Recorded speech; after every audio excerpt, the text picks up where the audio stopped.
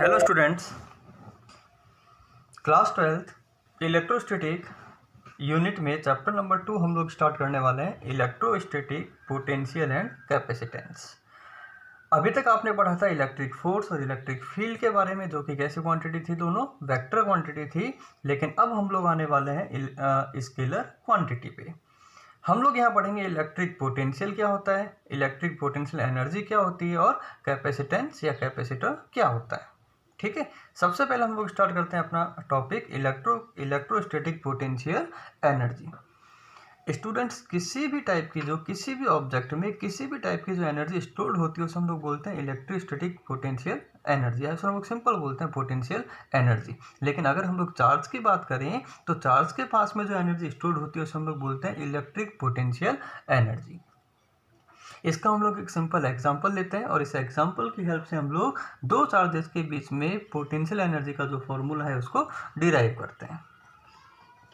बच्चों, सपोज करो मेरे पास में एक चार्ज है कैपिटल क्यू चार्ज, और दूसरा एक चार्ज जो मैंने रखा है इन्फिनिटी पे, इसको मैंने एज्यूम कर लिया स्मॉल क्यू नॉट, जो कि कहाँ रखा हुआ है मेरे पास में इन्फिनिटी पे रखा हुआ है। ठीक है, नाउ अब इनिशियल अगर हम लोग कंडीशन की बात करें तो ये जो कैपिटल क्यू चार्ज है ये इस क्यू नॉट पे कितना फोर्स अप्लाई कर रहा है, ये इससे इन्फिनिटी पे रखा हुआ है, बहुत दूर रखा हुआ है, तो आप ये कह सकते हो कि फोर्स की वैल्यू ऑलमोस्ट कितनी है, नेग्लिजिबल या फिर जीरो है। ओके, नाउ अब सपोज करो अगर मैं इस चार्ज क्यू नॉट को इस चार्ज के इलेक्ट्रिक फील्ड में लेके आऊँ, जैसे जैसे हम लोग इस क्यू नॉट चार्ज को इस चार्ज के पास में लेके आएंगे, ये जो कैपिटल क्यू चार्ज इस क्यू नॉट को रिपेल करेगा।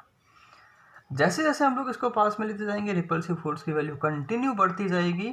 ठीक है, और सपोज करो बच्चों जब मैं इस चार्ज को यहाँ से लेके इस पॉइंट पी पे लेके आ गया, सपोज करो इस पॉइंट पी पे लेके आया इस चार्ज क्यू नॉट को, ठीक है, और मैंने इस चार्ज को यहाँ पे लाके इस तरीके से होल्ड कर दिया, तो यानी अब इस केस में मैंने जो एनर्जी अप्लाई की इस चार्ज क्यू नॉट को यहाँ से लेके इन्फिनिटी से लेके पॉइंट पी तक लाने में, ये जो एनर्जी है ये एनर्जी स्टोर हो गई।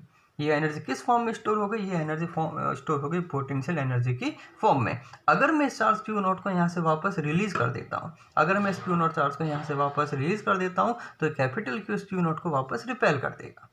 ठीक है, मतलब इस चार्ज के पास में भी एनर्जी आ चुकी है, जिसे हम लोग बोलते हैं पोटेंशियल एनर्जी। अब मुझे फाइंड आउट करना है कि इस पोटेंशियल एनर्जी का फॉर्मूला क्या होगा। ठीक है, अच्छा बच्चों, क्या जब मैं इस चार्ज को यहाँ क्यू नॉट से इस पॉइंट पी तक लेके आया तो क्या मुझे इक्वल एनर्जी को अप्लाई करना पड़ा? नहीं, इनिशियली जो मेरे को एनर्जी अप्लाई करनी पड़ी वो बहुत कम अप्लाई करनी पड़ी। क्यों? क्योंकि इस क्यू नॉट चार्ज पे रिपल्सिव फोर्स कम था, यानी कि मुझे कम फोर्स अप्लाई करना पड़े इस चार्ज को पास में लाने के लिए। लेकिन जैसे जैसे मैं इस चार्ज को और ज़्यादा नज़दीक लाता रहूँगा, ये जो क्यू है इसका रिपल्सिव फोर्स इंक्रीज होता रहेगा, मतलब मेरे को भी ज़्यादा एनर्जी अप्लाई करनी पड़ेगी। यानी कि यहाँ पे जो मैं एनर्जी अप्लाई कर रहा हूँ वो कैसा है, वो वेरिएबल है, वो कॉन्स्टेंट नहीं है। ठीक है, तो टोटल कितना वर्क किया मैंने इस चार्ज क्यू नॉट को इन्फिनिटी से इस पॉइंट पी तक लाने में, तो वो जो वर्क डन होगा बच्चों वही स्टोर होगा इस चार्ज की पोटेंशियल एनर्जी की फॉर्म में। तो हम लोग ये कह सकते हैं, अगर मैं डेफिनेशन देना चाहूँ पोटेंशियल एनर्जी की, तो हम लोग ये कह सकते हैं it is amount of work done to bring a test charge q naught from infinity to any point P in electric field without accelerating it। मतलब इस चार्ज को हम लोग बिल्कुल स्लोली लेके आ रहे हैं इस पॉइंट P तक। ठीक है, अब मुझे इसका फॉर्मूला फाइंड आउट करना है। मान लेते हैं ये जो पॉइंट P है इसकी जो डिस्टेंस है कैपिटल Q चार्ज से वो कितनी है, स्मॉल r। अब मेरा जो फोर्स होगा वो कैसा फोर्स होगा बच्चों, एक वेरिएबल फोर्स होगा। तो जब भी क्वांटिटी वेरिएबल होती है तो सबसे पहले हम लोग small amount of work done निकालते हैं और फिर complete work done find out करने के लिए उसको विद द प्रॉपर लिमिट हम लोग इंटीग्रेट कर देते हैं। हम लोग एज्यूम कर लेते हैं लेट किसी भी टाइम पे, मैं मान लेता हूँ किसी भी टाइम पे मेरा जो चार्ज क्यू नॉट था, मैं मान लेता हूँ यहाँ रख दिया मैंने, ये जो चार्ज क्यू नॉट था इसकी कैपिटल क्यू से जो डिस्टेंस कितनी थी, x थी, ये मैंने एज्यूम कर लिया। एक कोई भी कंडीशन हम लोग एज्यूम करेंगे। अब इस क्यू नॉट को मैंने थोड़ा सा डिस्प्लेस किया बच्चों इस डायरेक्शन में, यानी मैंने इसको स्मॉल डिस्प्लेसमेंट दिया dx, और ये जो कैपिटल क्यू चार्ज है इस क्यू नॉट पे फोर्स का अप्लाई करेगा, रिपल्सिव फोर्स अप्लाई करेगा बाहर की ओर। ठीक है, तो हमने एज्यूम कर लिया let at any instant charge q naught is at point P। ठीक है, नाउ अब इस पे फोर्स कितना लगा रहा है, F equal to q naught charge है, F equal to k q naught upon distance कितना अज्यूम किया आपने, x का स्क्वायर। ठीक है, इतना फोर्स लग रहा है। Now small amount of work done to displace charge by dx। अब हम लोग क्या कर रहे हैं कि ये जो चार्ज क्यू नॉट है इसको हमने थोड़ा सा डिस्प्लेस किया बच्चों, कितना डिस्प्लेस किया, dx। इसके लिए मुझे कितना वर्क करना पड़ा, तो dw इक्वल टू फॉर्मूला होता है work done equal to force into displacement, यानी कि F vector dot dx vector equal to, अगर हम लोग डॉट हटाएं यहाँ से, F dx cos थीटा। बच्चों ये जो एंगल होता है थीटा, ये होता है फोर्स और डिस्प्लेसमेंट के बीच का एंगल। यहाँ पे फोर्स की जो डायरेक्शन है वो अवे है और डिस्प्लेसमेंट कैसा है, टूवर्ड्स है, यानी कि यहाँ पे इस केस में जो थीटा बनेगा वो 180 डिग्री बनेगा। तो हम लोग लिख सकते हैं small amount of work done dw equal to F d x cos 180, और 180 की वैल्यू हो गई -1, तो यानी कि हम लोग लिख सकते हैं f into d x minus f into d x, और it will be equal to -f की वैल्यू को हम लोग पुट करें q naught upon x square into d x. ये हमने फाइंड आउट कर लिया small amount of work done. लेकिन मुझे तो total work done find out करना है इस चार्ज को इन्फिनिटी से पॉइंट पी तक लाने के लिए। तो total work done find out करने के लिए हम लोग इसको इंटीग्रेट करने वाले हैं, और जो हमारी लिमिट्स रहेगी, हम लोग जो डिस्टेंस एज्यूम कर रहे हैं बच्चों को कैपिटल क्यू से एज्यूम कर रहे हैं, तो कैपिटल क्यू से मेरा चार्ज इन्फिनिटी पे है, तो इनिशियल जो डिस्टेंस हो गई वो इन्फिनिटी हो गई, और फाइनल पॉइंट पी पे लेके आ रहा हूँ, तो ये जो डिस्टेंस हो गई ये आर। अगर मुझे total work done find out करना है तो मैं इसको इंटीग्रेट कर दूंगा, W equal to integration of q naught upon x square into d x. Lower limit हो गई बच्चों मेरी इन्फिनिटी और अपर लिमिट हो गई r, और यहाँ पे साइन कैसा है, एज इट इज आपका साइन है नेगेटिव। ठीक है, equal to minus q naught, constant बाहर आया, 1 upon x square into d x infinity to r. X raise to power n d x का फॉर्मूला आपको पता है, x raise to power n plus 1 upon n plus 1। Formula जब हम लोग यहाँ अप्लाई करेंगे तो वैल्यू मुझे मिलेगी -1 अपॉन एक्स। अगर हम लोग इसको सॉल्व करते हैं विद द प्रॉपर लिमिट, तो एफ डब्ल्यू equal to q naught upon r. ये फॉर्मूला बन गया मेरे बच्चों इलेक्ट्रिक वर्क डन का। ठीक है, और यही जो वर्क डन होता है, यही वर्क डन एनर्जी की फॉर्म में स्टोर होता है। इसे हम लोग बोलते हैं इलेक्ट्रोस्टैटिक पोटेंशियल एनर्जी, यानी कि मुझे फॉर्मूला मिल गया U equal to q naught upon r. Conclusion ये निकला बच्चों, यहाँ से कंक्लूजन ये निकला कि सपोज करो मेरे पास में एक चार्ज है Q1 और दूसरा चार्ज है Q2। अगर हम लोग इनके पोटेंशियल एनर्जी की बात करें तो हम लोग सिंपल फॉर्मूला अप्लाई कर सकते हैं, U equal to Q2 upon r. ये दो चार्जेस के बीच में पोटेंशियल एनर्जी का सिंपल फॉर्मूला होता है। ठीक है, अच्छा बच्चों, एनर्जी एक वर्क डन ही तो है, और वर्क डन कैसी क्वांटिटी होती है, स्केलर। तो यानी कि यहाँ पे जो पोटेंशियल एनर्जी है वो कैसी क्वांटिटी होगी, एक स्केलर क्वांटिटी होगी, और एनर्जी का जो यूनिट होता है, यानी वर्क डन का जो यूनिट होता है, इसे हम लोग बोलते हैं जूल। इसे हम लोग क्या बोलते हैं, जूल। ठीक है, एक यूनिट और होता है वर्क डन का, जिसे हम लोग बोलते हैं electron volt. And 1 electron volt equal to होता है बच्चों 1.6 इंटू 10⁻⁹ जूल। मतलब अगर इलेक्ट्रॉन वोल्ट में आपको गिवन है और आपको जूल में कन्वर्ट करना है तो आप 1.6 इंटू 10⁻⁹ से मल्टीप्लाई कर दीजिए। बट अगर आपको जूल में गिवन है और आपको इलेक्ट्रॉन वोल्ट में कन्वर्ट करना है तो 1.6 इंटू 10⁻⁹ से डिवाइड कर दीजिए। ठीक है, तो यानी कि वर्क डन एक स्केलर क्वांटिटी है। यहाँ पे हमें कोई डायरेक्शन देखने की ज़रूरत नहीं है, यहाँ पे हम लोग सीधा चार्ज का मैग्नीट्यूड विद साइन लेते हैं। सिमिलरली अगर सपोज करो मेरे पास में एक चार्ज Q1 है और दूसरा चार्ज है -Q2, और डिस्टेंस कितना है बच्चों, R है। अगर मैं एनर्जी का फॉर्मूला लिखना चाहूँ तो मैं सिंपल लिख सकता हूँ U equal to -KQ1Q2 upon R। ये बच्चों हमने फॉर्मूला पढ़ा इलेक्ट्रोस्टैटिक पोटेंशियल एनर्जी का।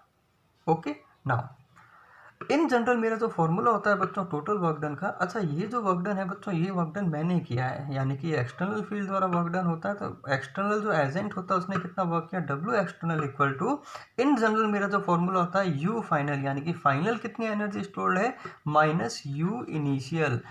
अगर बच्चों इनिशियली आपका चार्ज इन्फिनिटी पे नहीं है तो इन्फिनिटी पे जो पोटेंशियल एनर्जी होती है वो ऑलवेज कितनी होती है बच्चों, जीरो होती है।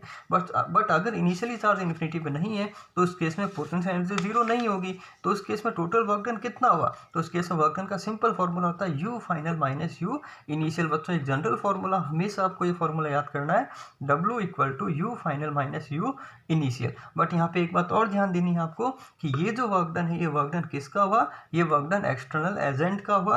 अगर मुझे फाइंड आउट करना है work done by electric field कि इलेक्ट्रिक फील्ड ने कितना वर्क किया, तो वो जो वर्क डन होता है इलेक्ट्रिक फील्ड का वो नेगेटिव होता है work done by external field, work done by external field. क्यों, क्योंकि जब मैं इस चार्ज को पास में लेके आ रहा हूँ तो इलेक्ट्रिक फील्ड जो उसकी डायरेक्शन ये वाली है, तो फील्ड का जो वर्क डन होगा वो कैसा होगा, जस्ट नेगेटिव होगा। यानी कि आप ये कह सकते हैं कि work done by electric field equal to u initial minus u final. बहुत इंपॉर्टेंट फॉर्मूला है बच्चों, न्यूमेरिकल करने से पहले एक बार जरूर देख लेना कि क्वेश्चन में आपको work done by external agent given है या work done by electric field given है। ओके, नाउ नेक्स्ट हम लोग एक बात आपको और ध्यान रखनी है कि इलेक्ट्रोस्टैटिक या इलेक्ट्रिक जो फील्ड होता है बच्चों, इलेक्ट्रिक फील्ड कैसा फील्ड होता है, कंजर्वेटिव फील्ड होता है। कैसा फील्ड होता है, कंजर्वेटिव फील्ड होता है। और कंजर्वेटिव फील्ड के अंदर जो टोटल वर्क डन होता है वो कभी भी पाथ पे डिपेंड नहीं करता। टोटल वर्क डन कभी भी पाथ पे डिपेंड नहीं करता, यानी कि total work done path independent होता है। कैसा होता है, पाथ इंडिपेंडेंट होता है। ये केवल किस पे डिपेंड करता है, ये केवल डिपेंड करता है या तो इनिशियल पोजीशन पे या फिर किस पे डिपेंड करेगा, फाइनल पोजीशन पे। ये कुछ इंपॉर्टेंट फॉर्मूला है, कुछ इंपॉर्टेंट कंसेप्ट है जो बच्चों आपको ध्यान रखना है। ठीक है, नाउ अब हम लोग चलते हैं कुछ बेसिक न्यूमेरिकल्स में। पहला क्वेश्चन हम लोग करते हैं, total work done to put 3 charges at vertex of equilateral triangle of side L। Question ये बोल रहा है कि एक ट्रायंगल आपको गिवन है और इस ट्रायंगल के कॉर्नर्स पे चार्ज रखा हुआ है, यहाँ Q1 है, यहाँ चार्ज है Q2 और यहाँ चार्ज है Q3 और ट्रायंगल की साइड आपको गिवन है स्मॉल l। इस केस में सिस्टम की टोटल पोटेंशियल एनर्जी कितनी होगी या टोटल कितना वर्क करना पड़ेगा। ठीक है, पहले हम लोग चार्ज Q1 को लेके आए, फिर मैंने यहाँ रखा, फिर Q2 को लेके आए, फिर फाइनली Q3 को लेके आए। इस क्वेश्चन को हम लोग सिंपल सॉल्व करते हैं बच्चों पेयरिंग मेथड से। किससे सॉल्व करेंगे, यूजिंग पेयरिंग मेथड। यहाँ पे हमें क्या लेने पड़ेंगे, डिफरेंट पेयर्स को अपने को अज्यूम करना पड़ेगा। ठीक है ना, यहाँ बच्चों जो मेरे पेयर्स बन रहे हैं, कितने पेयर्स बन रहे हैं, यहाँ पे मेरे 3 पेयर्स बन रहे हैं। एक पेयर मेरा बन गया, इस पॉइंट को मैंने अज्यूम किया A, इस पॉइंट को मैंने अज्यूम किया B और इस पॉइंट को मैंने अज्यूम किया C। यानी कि टोटल मेरी जो एनर्जी का फॉर्मूला होगा या वर्क डन का फॉर्मूला होगा, मैं W बोल देता हूँ इसको। W इक्वल टू एक पेयर मेरा बन रहा है AB, एक पेयर बनेगा मेरा BC और एक पेयर मेरा बन गया CD।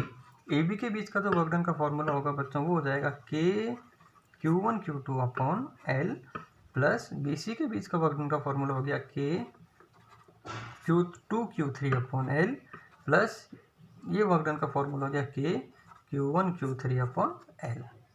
ठीक है बच्चों, यहाँ पे total number of pairs find out करने के लिए कई बार अपना जो डायग्राम आता है वो कॉम्प्लिकेटेड सा आता है। तो total number of pairs find out करने का एक सिंपल फॉर्मूला हमारे पास में होता है equal to total number of pairs equal to n into n minus 1/2, n into n minus 1/2। And यहाँ पे जो n होता है इसे हम लोग बोलते हैं number of sides, number of sides. ठीक है, तो यहाँ पे अगर हम लोग n की वैल्यू को 3 पुट करें तो 3 इंटू 3 माइनस 1/2 यानी टोटल नंबर ऑफ पेयर्स कितने हो गए, 3 हो गए। इसकी हेल्प से हम लोग total work done find out कर सकते हैं। इसी बेसिस पे एनसीईआरटी का एक एग्जांपल मुझे गिवन है, एग्जांपल नंबर 2.4। इस एग्जांपल में आपको एक स्क्वायर गिवन है और स्क्वायर की जो साइड गिवन है बच्चों वो कितनी गिवन है, आपको L गिवन है। इस स्क्वायर्स के कॉर्नर्स में हम लोग चार्ज लेके आए plus Q, minus Q, plus Q और माइनस Q। क्वेश्चन ये बोल रहा है इन चार्जेस को लाने में टोटल कितना वर्क करना पड़ेगा। ठीक है, तो इसी क्वेश्चन को हम लोग वापस सॉल्व करते हैं, किससे बच्चों, पेयरिंग मेथड से। इस क्वेश्चन में हम लोग वापस अप्लाई करते हैं पेयरिंग मेथड। तो यहाँ टोटल नंबर ऑफ पेयर्स कितने होंगे, टोटल नंबर ऑफ पेयर्स यहाँ पे बच्चों 4 नहीं होंगे, यहाँ पे टोटल नंबर ऑफ पेयर्स 6 होंगे। अगर हम लोग फॉर्मूले से फाइंड आउट करें तो नंबर ऑफ साइड्स कितनी है, इसकी 4 है, तो 4 इंटू 4 माइनस 1/2। अगर मैं इसको सॉल्व करूँ तो आंसर कितना आएगा, 6। यहाँ पे अगर हम लोग पेयर्स की बात करें तो यहाँ मेरे 4 पेयर बन गए AB, BC, CD and DA। But बच्चों अगर गौर से देखें तो 2 पेयर हम लोग ये भी बना सकते हैं, एक BD और एक पेयर मेरा बन सकता है AC। यानी कि अगर हम लोग टोटल एनर्जी का फॉर्मूला फाइंड आउट करें तो UAB plus UBC plus u c d plus u d a plus u, एक पेयर हम लोग अप्लाई कर सकते हैं बी डी और एक पेयर हम लोग अप्लाई कर सकते हैं ए सी। अगर हम लोग बात करें यू ए बी, हमें साइन यहाँ पे कोई साइन देखने की जरूरत नहीं है। U a b equal to k q one q two upon l, तो k q one q to कितना है माइनस क्यू, तो माइनस बाहर आ गया k q square upon l. Similarly u b c, ये भी कितना आएगा minus k q square upon l plus u c d, ये भी आएगा minus k q square upon l plus u a d minus k q square upon l plus, अब हम लोग बात करें अगर हम बी डी की बात कर रहे हैं माइनस इंटू माइनस प्लस हो गया के क्यू स्क्वायर। नाउ अब मुझे डिस्टेंस फाइंड आउट करना है बी और डी के बीच का, ये जो डिस्टेंस होगा एक इसके इक्वल होगा रूट टू एल के, तो ये हो गया रूट टू एल। सिमिलरली ये भी कितना हो जाएगा k q square upon root two l, यानी कि फाइनल मुझे मिल गया minus four k q square upon l plus two k q square upon root two l. अगर हम लोग यहाँ से k q square upon l को कॉमन लें तो फाइनल आंसर मेरा आ गया बच्चों minus four plus root two से टू कैंसिल आउट हो गया, तो minus four plus root two. Unit हम लोग लिखना चाहें तो लिख सकते हैं यहाँ पे जूल।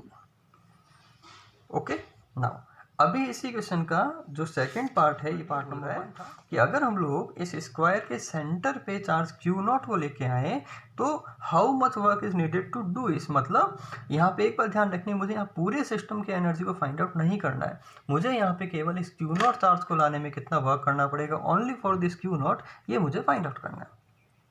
तो बच्चों ध्यान दे, अगर आपको सिर्फ क्यू नॉट चार्ज को लेके आ रहे हो तो क्यू नॉट के साथ में जो पेयर्स बन रहे हैं केवल आपको वो कैलकुलेट करना है। तो क्यू नॉट के साथ में बच्चों मेरे यहाँ पे केवल 4 पेयर्स बनेंगे, एक बी के साथ, एक ए के साथ, एक सी के साथ और एक डी के साथ। हम लोग ये डिस्टेंस बच्चों अज्यूम कर लेते हैं एक्स, तो ये डिस्टेंस भी कितना हो गया मेरा एक्स, ये डिस्टेंस भी कितना हुआ एक्स और ये डिस्टेंस भी कितना हो जाएगा यहाँ पे एक्स होगा। यानी कि अगर मुझे टोटल एनर्जी को फाइंड आउट करना है तो यू इक्वल टू ये पॉजिटिव होगा के क्यू नॉट अपॉन एक्स, के क्यू नॉट अपॉन एक्स।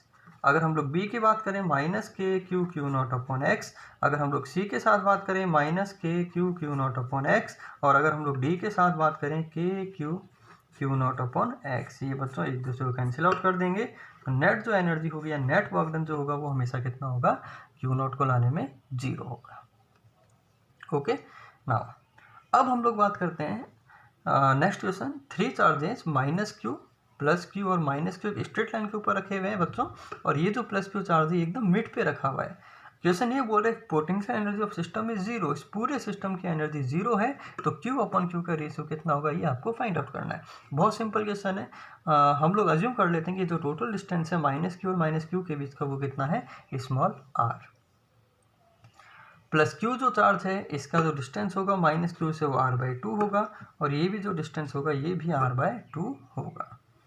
अगर हम लोग इस सिस्टम की total potential energy find out करें तो हम लोग वापस काम में लेने वाले हैं पेयरिंग मेथड। एक पेयर बन रहा है मेरा माइनस क्यू और प्लस क्यू के बीच का, तो minus k Q upon distance r/2। एक पेयर बनने वाला है मेरा वापस प्लस क्यू और माइनस क्यू के बीच का, तो minus k Q upon r/2, और एक पेयर मेरा बनने वाला है minus Q and minus Q के बीच का, तो माइनस इंटू माइनस प्लस हो गया k q square upon total distance कितना हो बच्चों r।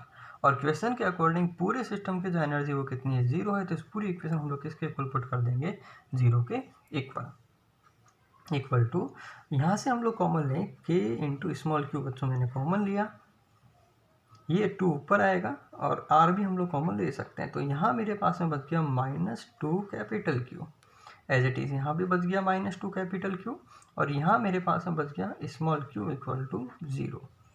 तो यहाँ से हम लोग कह सकते हैं ये जो वैल्यू आएगी मेरी, ये आएगी -2q, यानी कि -4q plus q will be equal to 0।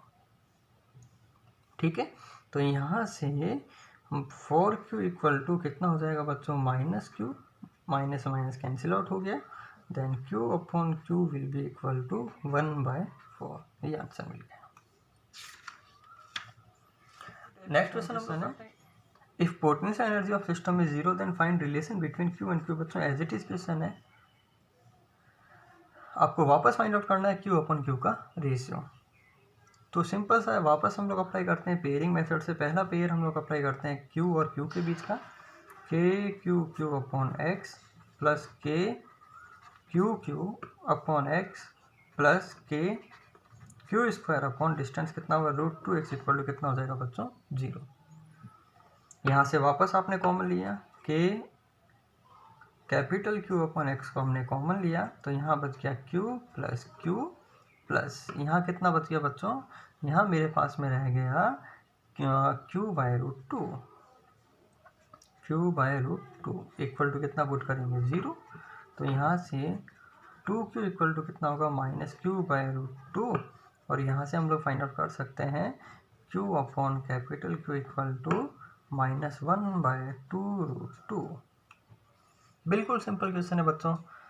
Next हम लोग क्वेश्चन लेते हैं एनसीईआरटी का क्वेश्चन नंबर 2.19। एनसीईआरटी क्वेश्चन ये बोल रहा है कि हमारे पास में एक हाइड्रोजन प्लस एटम है। हाइड्रोजन प्लस एटम की बात करें तो हम लोग इसके बाद में 2 प्रोटॉन्स होंगे और 1 इलेक्ट्रॉन होगा। ठीक है, 2 प्रोटॉन्स के बीच का सेपरेशन आपको गिवन है 1.5 एंगस्ट्रॉन, एक प्रोटॉन और एक इलेक्ट्रॉन के बीच का सेपरेशन आपको गिवन है 1 angstrom. Then find potential energy. बिल्कुल सिंपल क्वेश्चन है। यहाँ पे आपने अज्यूम किया इलेक्ट्रॉन यानी प्रोटॉन, ये हो गया प्रोटॉन और इसको आपने अज्यूम किया इलेक्ट्रॉन, यानी मेरे पास में कितने पेयर्स बन गए बच्चों, यहाँ मेरे पास में 3 पेयर्स बन गए।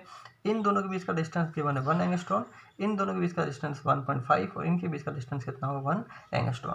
देन आपको फाइंड आउट करना है सिस्टम की टोटल पोटेंशियल एनर्जी। आप वापस अप्लाई करेंगे यहाँ पे पेयरिंग मेथड, और पेयरिंग मेथड के लिए हम लोग अप्लाई करेंगे के Q1 Q2 अपॉन के Q1 इंटू Q2 यानी के ई स्क्वायर अपॉन 1.5 एंगस्ट्रॉन को हम लोग कन्वर्ट करेंगे मीटर में 10⁻⁻10 से मल्टीप्लाई करेंगे, प्लस सेकेंड हम लोग अप्लाई करें माइनस के E square upon 1 into 10⁻⁻10 plus वापस अप्लाई करें हम लोग यहाँ पे के इंटू ई स्क्वायर माइनस में आएगा ये अपॉन 1 इंटू 10⁻⁻10 इक्वल टू कितना पुट कर देंगे 0। ओके, सॉरी यहाँ पे 0 पुट नहीं करेंगे, यहाँ पे हमें एनर्जी टोटल फाइंड आउट करनी है, मतलब यहाँ पे मुझे U की वैल्यू को फाइंड आउट करना है। बच्चों जब हम लोग इस इक्वेशन को सॉल्व करेंगे, इस इक्वेशन को सॉल्व करने पे हमारे पास में जो आंसर आता है बच्चों वो आता है -19.2 इंटू 1.6 इंटू 10⁻⁻19 जूल। ये बच्चों मेरा आंसर आ गया जूल में। अगर इस आंसर को मैं कन्वर्ट करता हूँ इलेक्ट्रॉन वोल्ट में तो मैं डिवाइड कर दूंगा 1.6 इंटू 10⁻⁻19 से। सॉल्व करने में मुझे फाइनल आंसर मिलेगा -19.2 electron volt as given in NCERT. Okay, now जिसमें आपको गिवन है calculate total work done to move the charges from A B C to A dash B dash C dash. अब आपको जो चार्जेस गिवन है बच्चों वो ट्राइंगल की साइड्स, ट्राइंगल के कॉर्नर्स ए बी सी से आप चार्ज को मूव करा के ले जा रहे हो ए डैश बी डैश और सी डैश पे। तो आप बोल रहे हैं कि क्वेश्चन में टोटल वर्क डन का फॉर्मूला कितना होगा। यहाँ पे चार्ज रखा हुआ है 1 कूलम, बी पे चार्ज रखा हुआ है 2 कूलम और 3 पे चार्ज कितना रखा हुआ है 3 कूलम। अब बच्चों इस क्वेश्चन को करने से पहले क्या मेरे चार्ज इनिशियल मेरा चार्ज इन्फिनिटी पे है क्या, नहीं। अगर मेरा चार्ज इन्फिनिटी पे नहीं है तो सबसे पहले हम लोग फार्मूला जो अप्लाई करेंगे वर्क डन का फॉर्मूला अप्लाई करते हैं U final minus U initial, यानी कि फाइनल टोटल एनर्जी कितनी है माइनस इनिशियल टोटल एनर्जी कितनी है, ये आपको फाइंड आउट करना है। सबसे पहले हम लोग यहाँ फाइंड आउट करते हैं U इनिशियल, यानी कि इस ट्राइंगल की हम लोग बात करें तो इसमें जो मेरा पेयर बन रहा है K इंटू के Q1 Q2 1 into 2 upon distance कितना हुआ 1, प्लस इसके लिए अप्लाई करें K into 2 into 3 upon 1, plus इस ट्राइंगल की हम लोग बात करें K इंटू 1 इंटू 3 अपॉन 1। इसको सॉल्व करने पे मेरा जो आंसर आएगा बच्चों वो आएगा 11K। सिमिलरली जब हम लोग U फाइनल की बात करें, अब मेरे जो चार्जेस हैं ये 1 कूलम आ चुका है A डैश पे, 2 कूलम आ चुका है B डैश पे एंड 3 कूलम आ चुका है C डैश पे। जब हम लोग ये वैल्यूज़ को यहाँ पुट करें तो K 1 into 2 upon 0.5 plus K into 2 into 3 upon 0.5 plus K into 1 into 3 upon 0.5, इसको सॉल्व करने पे आएगा 22K। टोटल जो वर्क डन होगा बच्चों वो कितना होगा U final minus U initial. इसको सॉल्व करने पे फाइनल आंसर आएगा 11K और K की वैल्यू हम लोग पुट करें 9 इंटू 10⁻⁹, तो ये आंसर हो गया 99 इंटू 10⁻⁹ जूल। ठीक है बच्चों, ध्यान दें अगर यही क्वेश्चन में ये बोलता कि total work done by electric field, total work done by electric field. तो इलेक्ट्रिक फील्ड कितना वर्क करती है बच्चों, work done by electric field होता है, यहाँ पे हम लोग इसको माइनस से मल्टीप्लाई करते हैं, तो -19 इंटू 10⁻⁻⁹ जूल।